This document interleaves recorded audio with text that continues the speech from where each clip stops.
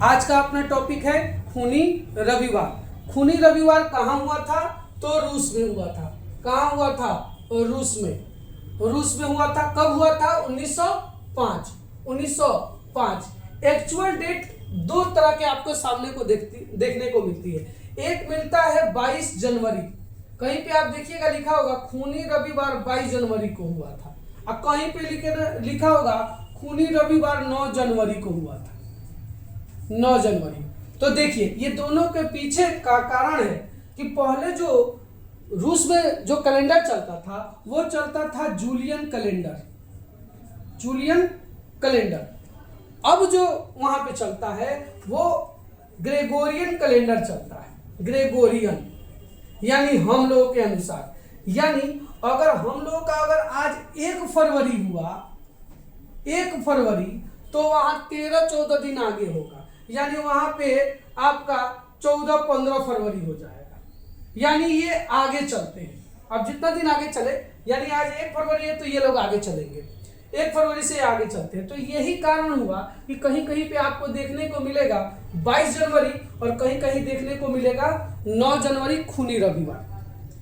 अब इसके बाद बात ये भी आपको मिलेगा कि हम लोग के यहाँ जो अगर 25 दिसंबर को क्रिसमस डे मनाते हैं, दिसंबर को, तो ये लोग अपना क्रिसमस डे 7 दिसंबर को मनाते हैं। 7 जनवरी, दिसंबर नहीं जी, जनवरी, 7 जनवरी। ये लोग आगे चलते हैं, 13 दिन आगे चलते हैं।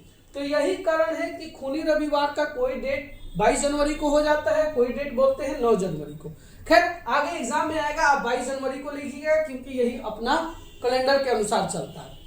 अब आगे बढ़ते हैं। तो खूनी रविवार को एग्जैक्ट हुआ क्या था? तो देखिए ये है jar Nicholas.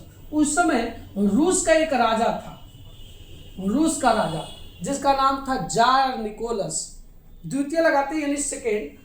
Jar Nicholas second ये था। बहुत तनाशाह था, इतना तनाशाह था कि पूछो मत। जापान से इसका युद्ध हुआ था, जापान के युद्ध में ये हार गया था।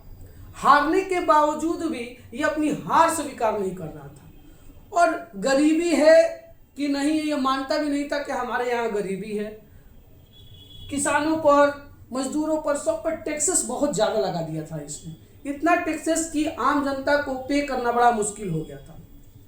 इसके लिए जनता ने इसके घर के सामने, इसके महल के सामने प्रोटेस्ट करना शुरू किया। हजारों हजार की संख्या में छोटे बच्चे, बूढ़े, सब नौजवान इसके घर के सामने प्रोटेस्ट कर रहे थे। अब इसने क्या किया, उन प्रोटेस्टर्स को पर बिना सोचे समझे अंधाधुंध गोलियां चलाने की अनुमति दे दी। इसके सैनिक इतनी गोलियां चलाई कि मासूम बेगुनाह लोग मारे गए। उसमें हजारों हजार की संख्या में लोग मारे गए, छोटे बड़े बच्चे, किसी के साथ इसने रहमी पेश नहीं किया। जैसे अंग्रेजों ने 1919 में जलियांवाला बाग हत्याकांड हमारे यहाँ किया था, यानी भारत में, तो जलियांवाला बाग हत्याकांड की तरह ये भी एक मान सकते हैं कि इसने भी अंधाधुंध गोलियां चलवाई। लाखों लोग, लाखों हजारों लोग मतलब उसमें मारे गए। और यही काम रविवार के दिन हुआ था, इसलिए इसका नाम खूनी रविवार पड़ा है।